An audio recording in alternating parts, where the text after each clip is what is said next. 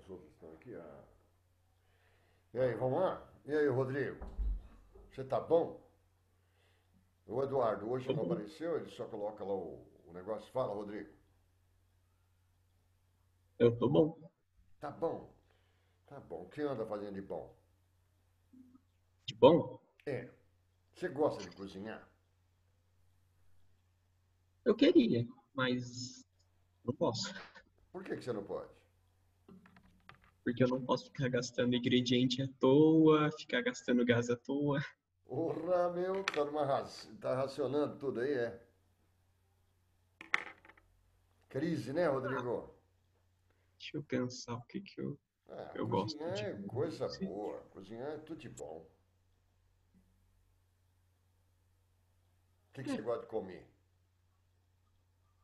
praticamente tudo. Ah, então tá bom. Não, fica fácil, hein, cara? Vamos lá, moçada. E aí, Thiago, tá bom, cara? Opa, tô bem, e você, professor? Nossa, mas que voz de locutor, né, Rodrigo? Você viu? Sem ele, bicho. Caramba. E o Eduardo, como é que tá, Eduardo? E o pano de fundo aí, bicho? Ah, eu tô bem. Mas não vai ter pano, não vai ter fundo aí especial, nada? Roxo é o suficiente por hoje. Ai. Moçada, deixa eu. Vamos retomar? Ó, nós estamos lá na. Acho que podemos começar, né? Nós estamos lá na sociologia brasileira, não sei se vocês lembram. E eu estava falando para vocês no último encontro que o Brasil começou a. Fiz um históricozinho, né? Aí nós estamos falando assim: por que, que o Brasil vai começar a fazer sua sociologia? Porque até então a gente estava lá na sociologia clássica, né? Estava lá Marx, Weber, Durkheim, Comte.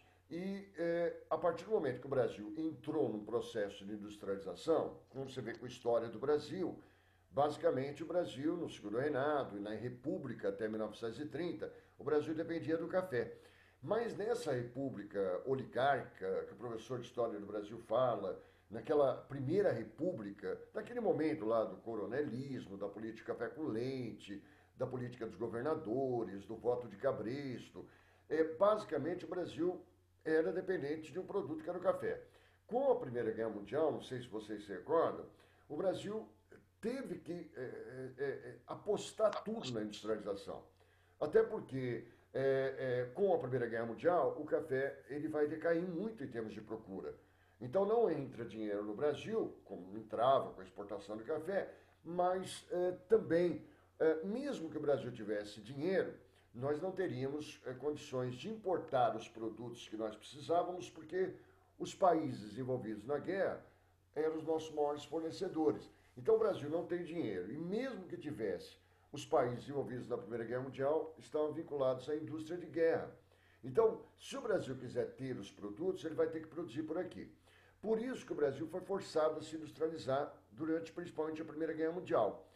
E mesmo após a Primeira Guerra Mundial, o café continuou dando as cartas, até porque a República é dos cafeicultores e havia uma proteção sobre o café.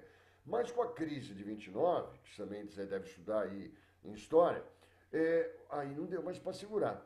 Aí nós temos a Revolução de 30, iniciamos a Era Vargas e o Brasil definitivamente, para não viver das oscilações da economia mundial, o Brasil vai ter que apostar na industrialização plena. É a função de Getúlio Vargas. E a partir dali, o Brasil, ao se industrializar plenamente, nós vamos ter todas as mazelas que o industrialismo nos traz. Quer dizer, problemas habitacionais, exploração sobre o trabalho humano, exploração sobre o trabalho principalmente de homens, mas de mulheres também, de crianças, problemas ambientais, a urbanização. E é nesse sentido que vai surgir, fruto dessa industrialização, principalmente a partir da década de 30, de forma definitiva, a Escola Livre de Sociologia. Essa Escola Livre de Sociologia, não sei se vocês lembram, ela surge em 1932 para 33. Em 34 vai surgir a USP, a Universidade de São Paulo, que vai incorporar essa Escola Livre de Sociologia. E ali a sociologia do Brasil vai ser realizada de forma plena. E eu estou apresentando para vocês os principais nomes da sociologia brasileira. Eu vou lá nos slides que a gente montou e a gente viu semana passada. Vou pegar aqui, ó. Não sei se vocês lembram desse nome, que é o Gilberto Freire, né? Um pernambucano. E eu falei para você, o que Gilberto Freire ele falou? Basicamente, se você for lá no slide, ele vai falar como, ele vai descrever, é um pernambucano, né? Para quem lembra também a história do Brasil, tudo que é engraçado. Os primeiros autores, os primeiros pensadores da Escola Livre de Sociologia foram buscar sempre na colonização do Brasil, naquela colonização portuguesa no Brasil, sempre as raízes da sociedade brasileira. E o Gilberto Freire, ele vai, por ser pernambucano, ele vai descrever como que o papel do homem na sociedade açucareira, desde o início da colonização, sempre foi patriarcal. Como que a figura do homem começa a ser um pouco perdida em termos de preponderância com a decadência do ciclo da cana. Quer dizer, uma sociedade altamente masculina, patriarcal, que de repente começa a perder muito espaço por conta da decadência da economia do Nordeste, principalmente da açúcar de cana. Então, além dessa análise, dessa decadência da sociedade patriarcal nordestina, ele que eu repito é nordestino, eu não sei se vocês lembram, ele vai falar do luso-tropicalismo. Ele faz uma análise falando assim, olha, os portugueses foram até benevolentes com o Brasil. Se tivessem sido os ingleses, os nossos grandes colonizadores, os holandeses, né, os franceses, talvez a exploração tenha sido maior, né, ou tivesse sido maior. Então ele fala que os portugueses, eles se adaptaram muito bem aqui. Então eles não foram tão exploradores quanto, na verdade, poderiam ter sido outros. Outra coisa que ele fala, não sei se você lembra, ele fala da ideia da miscigenação. Não sei se vocês se recordam. Pelo fato do Brasil ter como origem a miscigenação de índio, a população brasileira, né? O brasileiro, índio, negros e europeus, essa miscigenação teria criado uma sociedade mais compreensiva umas com as outras. Aquilo que muitos interpretaram como uma democracia racial. Né? Alguém gosta aí de futebol? Alguém gosta de futebol? Ninguém fala comigo. Claro, professor. Quem que você torce, Thiago? Corinthians, né, professor? Pô, o time do povo, esse é o time, esse é o clube. Sempre bom gosto, hein, Thiago? Você sabe que o Gilberto Freire, para o futebol, ele foi muito importante, né? Ele gostava muito de futebol. E o Gilberto Freire, quando ele cria essa ideia, essa visão, né, da miscigenação como algo positivo, e trazendo a ideia dessa democracia racial, que eu acho que foi só uma interpretação, você sabe que ele, Gilberto Freire, colaborou muito, porque em 1933, que é bem o ano do lançamento, Thiago, do Casagrande Senzala, sua grande obra, em 1933 é que surgiu a profissão, não sei se vocês sabem, de jogador de futebol. E os negros, eles eram muito discriminados, mas sempre foram bons jogadores de futebol, né? E os negros sempre foram discriminados. Tanto que eles não eram aceitos nos jogos de futebol, né? Tanto que, por exemplo, não sei se vocês já ouviram falar, o Fluminense, ele é chamado no Rio de Janeiro de Clube Pó de Arroz. Não sei se você sabe disso. Porque, às vezes, o jogador era muito interessante, mas era negro e não podia entrar num clube como, por exemplo, Fluminense, o São Paulo, né? E os caras colocavam pó de arroz nas pernas, nos braços do jogador negro para dizer que ele era branco, né? E era horrível, porque aí o jogo ia se desenvolvendo e aí o suor ia fazendo com que aquele pó de arroz fosse derretendo e a negritude aparecia. E quando Gilberto Freire fala do mito da democracia racial, bem no ano em que surge o jogador profissional de futebol, o negro passou a ser bem visto nos jogos de futebol. Então ele teria, de certa forma, com a tese dele, colaborado para a inserção do negro um pouco mais na sociedade brasileira. Mas esse mito da democracia racial é um mito, né? A gente sabe que no Brasil nós temos ainda até hoje um racismo, como nós vamos falar. Bom, miscigenação, luso-tropicalismo, sociedade patriarcal. Aí eu falei para vocês do Caio Prado Júnior, né?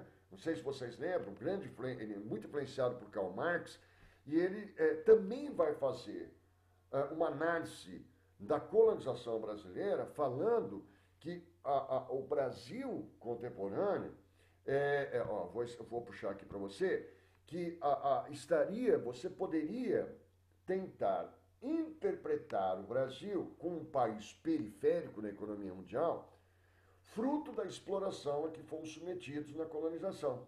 Então é muito interessante isso, que ele fala assim, ó, nós estávamos, sempre fomos historicamente vinculados à exploração do capitalismo europeu.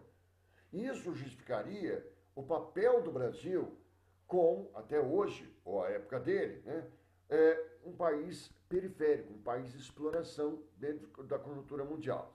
Aí, mas isso nós falamos, eu não sei o que eu fiz aqui, mas é que eu bato aqui, como eu sou ruim.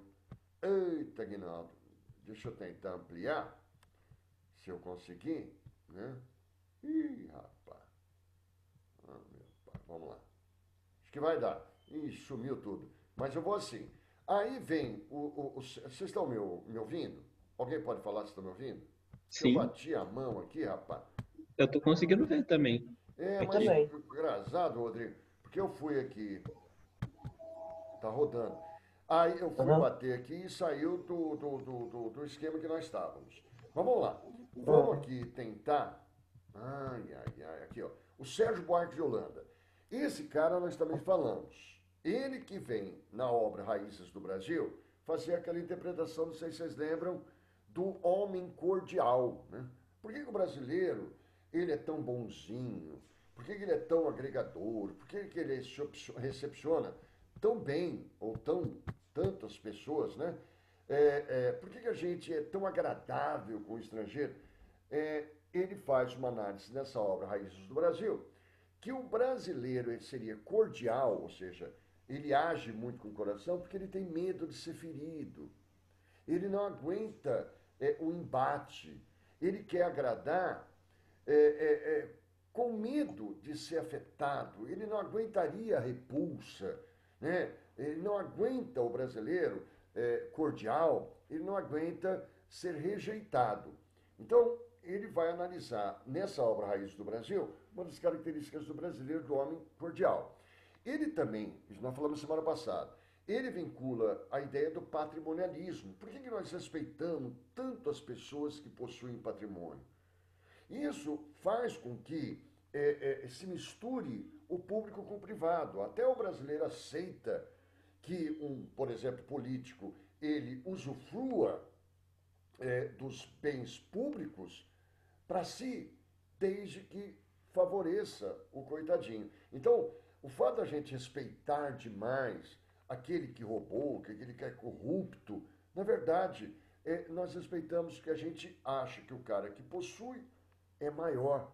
E a gente até tolera que o cara roube, prevarique, haja com atos de corrupção, desde que, na verdade, me beneficie. É a explicação do coronelismo, da dependência, etc. É a ideia do patrimonialismo. Eu estou tentando aqui, ó. Então, ó, patrimonialismo.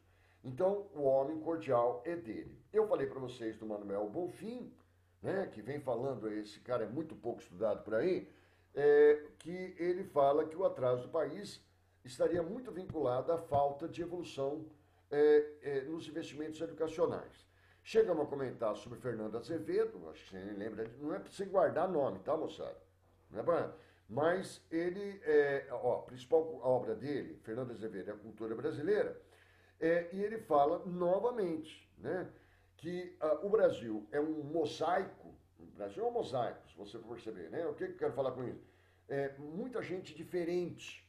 Então você pega o Nordeste completamente diferente do Sul, e Fernando Azevedo vai falando que essas diferenças regionais do Brasil é próprio também da formação do Brasil com vários povos diferentes, ingredientes diferentes, etnias diferentes. Mas, vamos lá, vamos lá. Aí nós citamos aí, porque nós estamos no segundo ano, é tranquilo, o Ottaviani, né? Esse Ottaviani, se aparecer um dia para vocês, ele também fala que as peculiaridades do Brasil, o Brasil é tão diferente de outros países, que a realidade nossa fez com que os europeus se interessassem muito em estudar o Brasil, né? Olha lá, ó, ele faz referência a intelectuais europeus que quiseram estudar a realidade brasileira, até porque a realidade brasileira é muito diferente de outros países, né? Quer dizer, é um país sui generis, é um país repleto de culturas, é um país com formação diferente, estruturas diferentes, muito divergentes, né? O Brasil é totalmente diferente das características da formação europeia. Mas, Otaviano, agora, já que eu estou enchendo o teu saco, você sabe, moçada, que eu estava procurando aqui, a gente tem muito disso, né? Eu recebi aqui, falando disso para vocês, antes de falar do Florestan Fernandes, eu recebi aqui uma mensagem, você vê como a gente pensa a respeito de nós mesmos, né? Então, o cara mandou aqui, não sei se vocês conhecem, como que a gente se deprecia no Brasil. Então, o cara estava falando, por exemplo, quando você vê um americano, eu vou ler aqui, com arma, né? A gente vê um americano com arma, a gente fala assim, deve ser praticante de tiro, né? Agora, quando a gente vê um brasileiro com arma, deve ser um assaltante, né? Olha só. Quando você vê um americano mais fresco, né, mais frescão, a gente fala assim, não, ele é playboy. E aqui no Brasil, quando você vê um brasileiro fresco, a gente fala, é frutinha. Você vê como a gente se trata? É disso que esses caras, de certa forma, estão falando. Quando a gente vê um americano com um chofer, a gente fala assim, nossa, é milionário. Agora, quando a gente vê um brasileiro com um chofer, a gente fala assim, deve ser presidiário. Quando a gente vê, por exemplo, um americano que come muito, a gente fala assim, um estadunidense come muito, a gente fala assim, nossa, ele vamos dizer assim, Obeso. não, a gente fala assim, ele é bem alimentado, Rodrigo. Agora, quando a gente vê um brasileiro, olha como a gente deprecia, é esfomeado. É impressionante, né? Eu estava vendo, americanos com sandália. Quando a gente vê um estadunidense com sandália, a gente fala assim, é turista. Agora, quando a gente vê um brasileiro com sandália, mendigo. Era assim, né? Quando a gente vê um americano lendo jornal, estou falando norte-americano, a gente fala intelectual. Aí olha o brasileiro lendo jornal, está procurando emprego. Quando você pega, por exemplo, lá, um americano correndo, a gente fala, é esportista. Quando você vê um brasileiro correndo, ladrão. Aí eu estou buscando aqui, ó, americano vestido de branco, a gente fala assim, é médico. Brasileiro, pai de santo. Aí vai lá, americano pescando, o estadunidense, né? Estou falando do norte-americano. Americano pescando, lazer. Brasileiro pescando, tá à toa, vagabundeando. Outra aqui, americano subindo morro, seria praticante de rapel. Brasileiro subindo morro, voltando para casa. É impressionante, né? O americano em restaurante é cliente. Brasileiro, garçom. Quando você vê o americano bem vestido, né, o estadunidense, executivo. Brasileiro, estelionatário. Quando você vê o americano barrigudo, aí sim, Rodrigo, bem sucedido. Brasileiro, com verme. Quando você vê um americano coçando a cabeça, pensativo. Brasileiro, violento. Americano parado na rua é pedestre. Brasileiro parado na rua, suspeito. Americano com terno é empresário. Brasileiro com terno, defunto. Isso é verdade. Americano em loja, ele fala assim, eu vou levar. E o brasileiro tem uma característica, só estou olhando. Americano chorando é sensível. Brasileiro chorando, frescura. Olha como a gente deprecia. E por último, americano traído é adultério. No Brasil, brasileiro traído é corno. Então, essa coisa, já reparou? De a gente se diminuir. Vai bem de encontro a essa, principalmente do Sérgio Buarque de Holanda. Brasileiro se sentindo menor. Nós tivemos, por exemplo, aí, alguns, né, autores, né, um torcedor fanático, Thiago, que gosta de futebol do Fluminense, irmão, do Mário Filho, eu esqueci o nome. A hora ele falou assim, o brasileiro tem síndrome de vira-latas, né? Mas vamos para o principal nome nosso. Agora acorda. por mais, rapidinho, o principal nome da sociologia brasileira não é, eles são importantes, não é o Ottaviani, não é o Caio Prado, não é nem o Gilberto Freire, eu nem diria o Sérgio Buarque de Holanda, apesar de sua importância. É esse cara aqui, ó, Florestan Fernandes. Moçada, esse nome, o dia que vocês forem fazer vestibular, vocês vão ver que toda hora ele vai ser citado. Esse Florestan Fernandes é visto como grande sociólogo brasileiro. Olha a data que ele nasceu, a data que ele morreu. Florestan Fernandes, ele é de São Paulo, capital, paulistano, não é porque eu estou puxando o saco dele, mas ele é. E ele fez toda a formação dele na USP, na Universidade de São Paulo, né? Ele é chamado de uspiano, que a gente fala. Entre obras dele, por exemplo, a integração do negro na sociedade de classe. Essa obra é sensacional. E ele é um marxista. Só que aí o Florestan Fernandes, na sua análise, ele fala o seguinte, ó, no plano de investigação, ele fala assim, ó, temos que analisar os indígenas brasileiros, temos que analisar o papel do preto na sociedade brasileira. E ele vem desmoronar, ou fazer desmoronar, a ideia da democracia racial que foi colocada para o Gilberto Freire. Para ele, eu já disse isso para você semana passada, a pior forma de racismo que existe é a do Brasil, ou de países como o Brasil, que é o racismo mascarado. Aquele que o cara não admite ser racista, né? Onde ele, por exemplo, fala, não, eu não sou racista, mas ele tem práticas racistas, como a minha avó. Lembra que eu cheguei a comentar com você? Que ela fala assim, não seja racista, Aguinaldo. Minha avó sempre falava isso. Só que se ela via, por exemplo, passando na rua, um negro com uma loura, ela fala assim, tadinha, tão bonita. Quer dizer, esse é o racismo mascarado.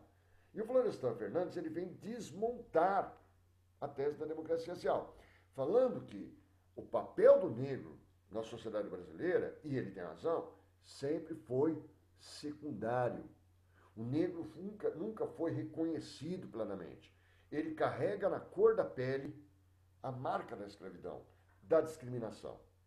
Então, além de ele falar da falsa ideia de democracia racial, ele desmonta essa tese, ele vem falando também, não só do negro, do racismo mascarado, mas ele vem falando também do indígena, das minorias em geral, mas principalmente indígena, desprezada, abandonada à própria sorte. Isso, ele falando no período, de atuação dele, que morreu em 95.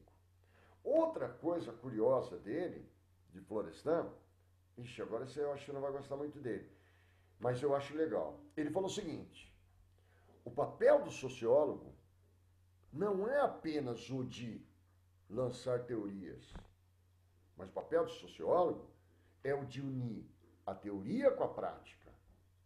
Vamos sair dos escritórios, dos gabinetes, das universidades e vamos atuar politicamente. Olha que coisa linda. Tanto que o Florestan Fernandes pedia para unir a teoria e prática, que ele foi um dos fundadores, aí que você talvez vá achar meio estranho, do PT, do Partido dos Trabalhadores, desculpa, moçada, do bom PT, quando surgiu lá atrás. PT, o Partido dos Trabalhadores, ele surgiu de forma muito interessante. Ele desviou seus caminhos, pelo que você viu, você sabe. Agora, ele não. Ele foi um dos mentores de nomes como Lula, que vira o presidente do Brasil. Mas não foi só do Lula. Ele foi professor de Fernando Henrique Cardoso, que virou presidente do Brasil. Aliás, desculpa, moçada, vocês repararam que nos últimos tempos no Brasil, nas últimas décadas, os presidentes do Brasil sempre foram vinculados à sociologia. Grandes nomes da sociologia.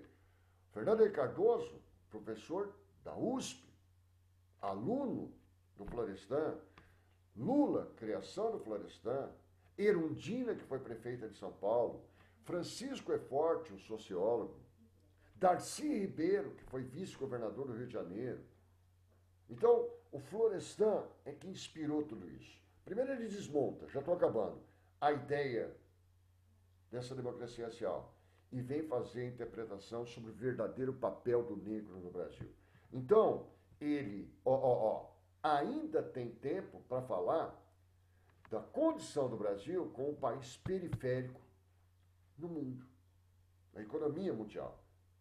Outro cara, além do Florestan, é esse aqui, ó. Cuidado, moçada, eu destaquei em verde. Eu sei que eu estou enchendo o saco, mas é uma vez por semana, você tem que me aguentar. Esse Celso Monteiro Furtado. Celso Furtado. Vocês repararam o ano que esse cara nasceu? 1920. Estamos em 2020. 100 anos do nascimento de Celso Furtado. Celso Furtado, ele foi ministro do João Goulart. Ele propõe uma interpretação histórica da realidade brasileira, falando que o Brasil é um país subdesenvolvido. Olha o histórico dele. Mas não significa que o subdesenvolvimento é uma etapa do desenvolvimento. Não. Ixi, olha, já foi embora meu tempo. Que o Brasil, na verdade, é subdesenvolvido, e isso faz parte da estratégia da economia mundial, de sugar o subdesenvolvido, o periférico, para enriquecer. Então, para muitos, é uma etapa, o subdesenvolvimento para o desenvolvimento. Ele fala, não, na verdade, isso é proposital. Você tem países periféricos como o Brasil para poder explorá-los para o bem de uma economia dos países centrais, como Estados Unidos e Europa. Então, o Celso Furtado, é sensacional, ele faz interpretação histórica realmente do subdesenvolvimento brasileiro. Ele influenciou a América Latina, enfim, né? Morreu agora, quer dizer, morreu não agora, mas a morte dele de 100 anos faz com que esse paraibano seja lembrado, né, como um grande interpretador histórico da economia e do subdesenvolvimento de países como o Brasil. Ele foi ministro do João Goulart, ele criou o Banco Nacional de Desenvolvimento Econômico e Social, que é hoje o BNDES, viveu muito tempo na França, onde ele deu aula na Universidade de Paris. Eu trouxe umas questões para você. Vamos lá? Podemos? Putz, começou chato, né? Acabou. Moçada, antes da Escola Livre de Sociologia surgir, em 1932, nós tivemos, como o professor de literatura fala, a Semana de Arte Moderna. Ela foi muito importante, né? No sentido de propor um rompimento com os padrões, principalmente europeus. Não tínhamos a Escola Livre de Sociologia, mas a Semana de Arte Moderna foi importante porque ela falou assim, temos que interpretar o Brasil por nós mesmos. Então a Semana de Arte Moderna foi importante porque ela também falou assim, se nós temos que interpretar o Brasil por nós mesmos, vamos fazer, por exemplo, sociologia, interpretar nós mesmos.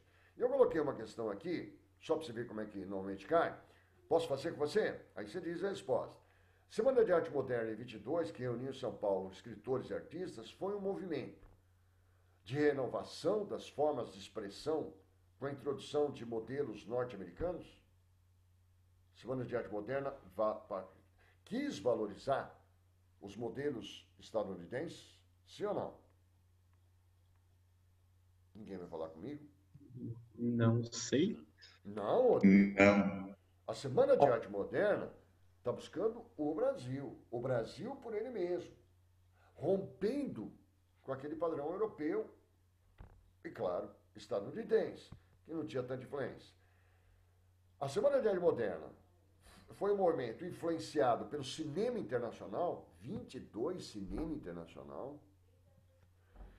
Foi um movimento lá de fevereiro de 22, no Teatro Municipal de São Paulo, de contestação aos velhos padrões estéticos, às estruturas mentais tradicionais e um esforço para repensar a realidade brasileira a partir do Brasil? Não. Não? Opa, gostei dessa. Bonito, né? Ou foi a Semana de Arte Moderna um movimento desencadeado pelo regionalismo nordestino e gaúcho? Bom, então a Semana de Arte Moderna foi feita em São Paulo, não sei porquê. ou um movimento de defesa do realismo e do naturalismo contra as velhas tendências românticas? O que vocês acham? Talvez esse. Hã? É, acho que O, deve ser da C. É a C. Pra ser. É a C, Tiago. Eu estou falando só com o Tiago, com o Rodrigo, com o Eduardo, não estou vendo os outros, hein? Mas foi um movimento de contestação aos velhos padrões estéticos. Fundamental. Vamos romper com os padrões que vêm de fora e vamos estudar o Brasil por ele mesmo. Tudo bem? É a C. Essa daqui é muito legal, moçada. Vou buscar também, essa daqui caiu na UEL. Os intelectuais da chamada geração de 30, da Escola Livre de Sociologia, Gilberto Freire, Sérgio Buarque, de Holanda e etc., eles consideravam a sociologia e a antropologia, lembra da antropologia, o estudo do diferente, como ciências.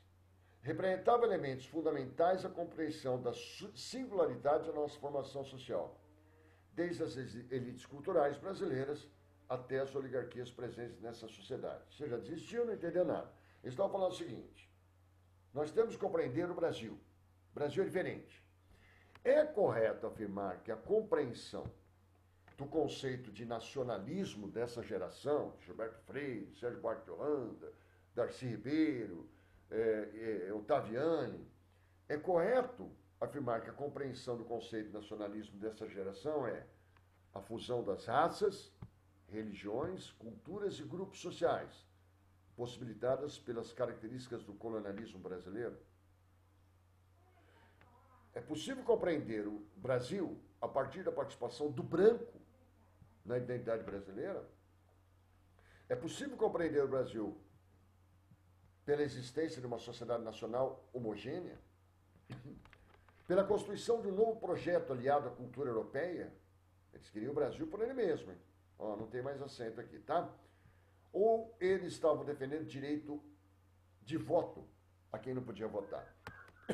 Esses caras, Sérgio Buarque, o Homem Cordial, o outro da Democracia Racial, que é o o Gilberto Freire, eles foram buscar suas teses aonde? Ah, vou direto, que vai acabar nosso tempo. Eles vão falar da fusão de etnias, de raças, fusão de religião, catolicismo, umbanda, candomblé, africanismo. Eles vêm falar da fusão de diversas culturas, de grupos diferentes. Lá atrás, eles vêm explicar o Brasil pela miscigenação gerada lá no colonialismo. Aí que eles vão explicar as características do brasileiro. Então você repara que esses sociólogos que nós falamos, normalmente eles estão buscando lá no colonialismo a explicação para o brasileiro ser como ele é. É que eu estou com pressinha aqui, que senão não vai ter tempo de mostrar outro para você. Você viu que ninguém está pedindo decoreba, hein? Nem isso. Olha essa do Enem, recentemente. Para o Caio Prado Júnior, eu só falei do Caio Prado para vocês, aquele cara que fala que o Brasil é o que é, porque tem um histórico de exploração. Então, para o Caio Prado, a formação brasileira se completaria no momento... Olha que lindo!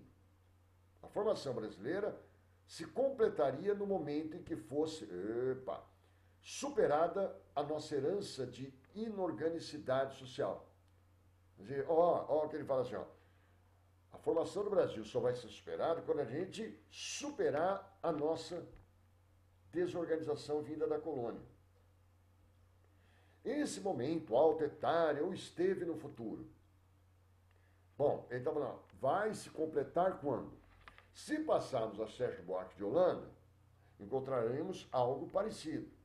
O país será moderno e estará formado quando superar a sua herança, desculpa o português escrito errado, português, rural, autoritário, quando teríamos, então, um país democrático. Vocês estão percebendo? Para o Caio Prado, quando acontecer, nós vamos melhorar. Sérgio Buarque, quando acontecer, nós vamos melhorar. Também aqui o ponto de chegada está mais adiante na dependência das decisões presentes.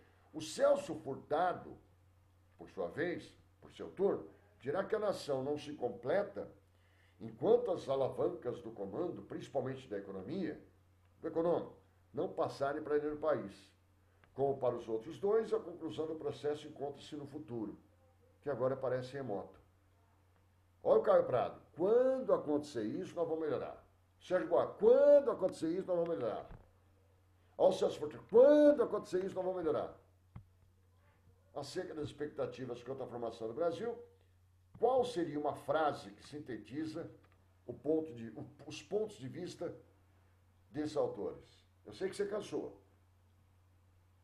A aula remota a gente parece zumbi. Eu zumbi de um lado, você do outro. Mas vamos lá. Ninguém pediu, isso vai acontecer no vestibular, o que cada um falou. Mas você leu o texto. Quando acontecer? Quando acontecer? Quando acontecer? Qual a melhor frase? Brasil, um país que vai para frente? B. É a B. Eterna esperança. A externa esperança. Olha que lindo, Tiago. Você vê que no Enem que vocês vão fazer, a resposta sempre vai estar no próprio texto. Não, isso é coisa do ano que vem. Brasil, glória no passado, grandeza no presente. Não, quando? Nem vou ler as outras e vou tentar ver a última. Olha esse poema do Oswald de Andrade, da Semana de Arte Moderna. Para dizer em milho, dizem mil. Para melhor, dizem mil.